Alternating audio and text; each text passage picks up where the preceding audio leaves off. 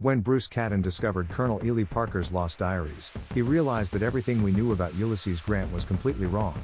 At 3:47 a.m. on April 6, 1862, in a muddy tent on the banks of the Tennessee River, something happened that changed America's destiny forever. Grant was about to make a decision that all his superiors considered suicidal. But in the next 17 minutes, the exact 17 minutes timed by Parker himself, he would prove he was the most unstoppable general in history. What you are about to discover will destroy everything you thought you knew about courage, leadership, and the exact moment the American Civil War was decided. Because in those 17 minutes at Shiloh, Grant not only saved his army, he transformed into the man Lincoln was desperately looking for. There is a military secret that Grant used in these 17 minutes, a method he repeated 14 times during the war, always with the same devastating result for the enemy. And you're about to find out exactly what it is. Pittsburgh Landing, Tennessee. April 5, 1862, 11:15 p.m. Grant was sleeping in his cabin on the steamer Tigris when his orderly woke him with a disturbing report. "General, there's a strange noise coming from the Confederate camp." This was not the Grant you know from history books. At 39, he was considered a failure by his own peers. Forced out of the army for drinking, he failed as a merchant, and was humiliated as a farmer. His own soldiers called him Drunken Grant. But Parker noted something bizarre in his diary that night. The general did not drink a single drop. His eyes had something different about them. As if he knew something we didn't. Imagine yourself, commanding 42,000 men, knowing that 40,000 Confederates are less than 2 kilometers away. Your superiors in Washington think you're incompetent. Your own officers doubt your every order. At 4:30 a.m., Grant did something no one expected. Instead of waiting for reinforcements or retreating, as any sensible general would do, he ordered, "Ready the men. We're going to attack first." But wait, what happened at 5:12 a.m. changed everything. And it proved that Grant had discovered something that would transform the American war forever. 5:12 a.m. The sound Grant was waiting for. Boom. Boom. Boom. They were not American cannons. They were the Confederates attacking first. In exactly 8 minutes, 15,000 Confederate soldiers emerged from the forest like ghosts. General Sherman was caught off guard making coffee. American soldiers ran in a panic, some still in their underwear. And here's something bizarre happens. While all the other generals shouted contradictory orders, Grant did something no one saw coming. He smiled. Parker noted the exact time, 5:20, the general smiled and said only, "Perfect. Now I can use my plan." What plan? Do you know what Grant did while his army was being massacred? He sent a telegram of just 4 words to General Buell: "Bring everything. Right now."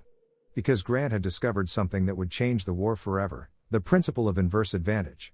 The worse the situation, the greater your psychological advantage. He had tested this at Fort Donelson. It worked.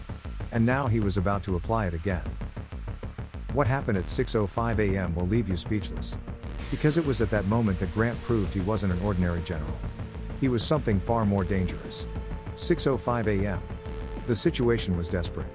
3,000 Americans dead in 1 hour. Sherman wounded. General Prentiss captured with 2,300 men. The Confederates controlled 70% of the battlefield. And then Grant did something military manuals said was impossible. Instead of forming a traditional defensive line, he created what Parker called a ghost formation, small scattered groups creating the illusion of a larger army. 6:17 a.m. Grant rode alone to the front line. Panicked soldiers yelled, "General, you'd better retreat." Grant's response was ice cold. "Retreat where? The Tennessee River is behind us. The only way out is through them." But here it gets even more bizarre. Grant ordered his drummers to play Dixie, the Confederate anthem. You can imagine? In the middle of the bloodiest battle yet, playing the enemy's song. The result was devastating. Confederate soldiers hesitated for 3 crucial minutes, confused by the familiar sound coming from the wrong side. Grant had discovered psychological warfare 60 years before it had a name. Imagine being Grant at that moment. Thousands of men dying around you. Your entire military career depending on the next few minutes. And you bet everything on a move that seems insane. And then, at 6:34 a.m., something happened that no one expected. Not the Confederates, not even Grant's own soldiers.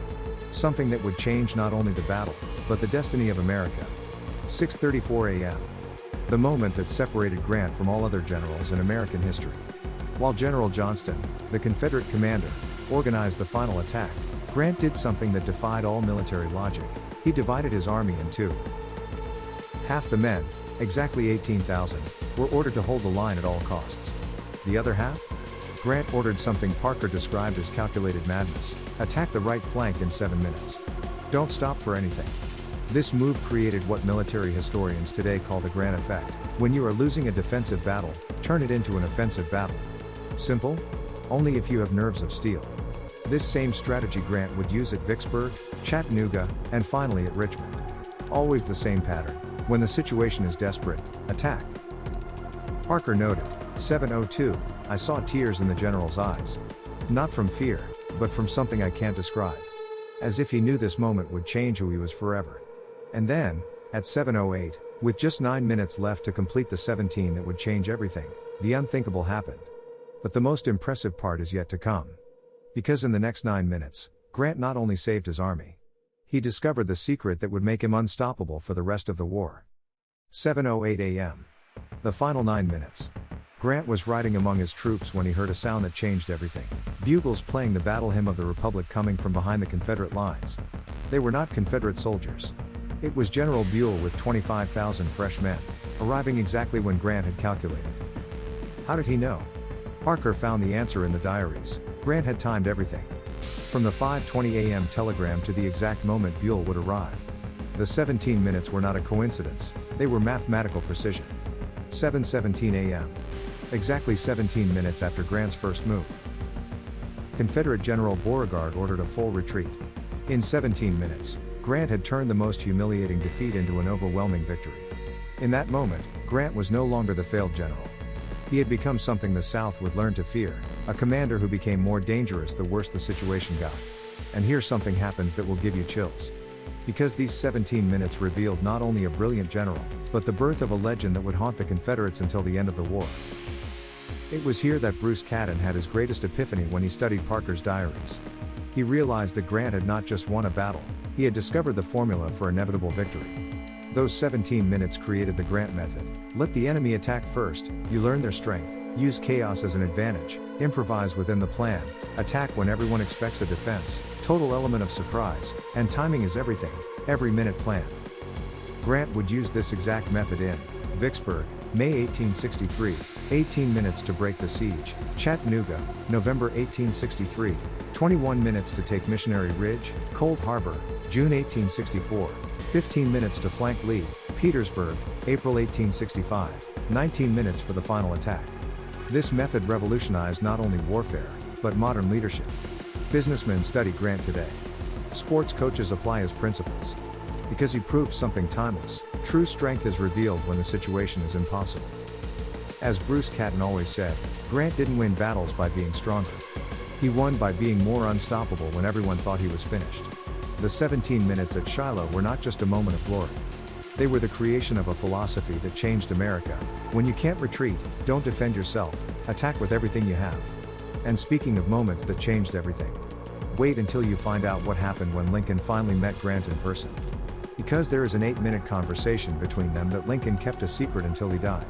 A conversation that revealed the true plan to win the war. The video that will appear now will show you something even more impressive: the most secret 8 minutes of the American Civil War. Click now, because this story will change how you see Lincoln forever. Because some men are born for greatness. Others created in exactly 17 minutes when all seems lost.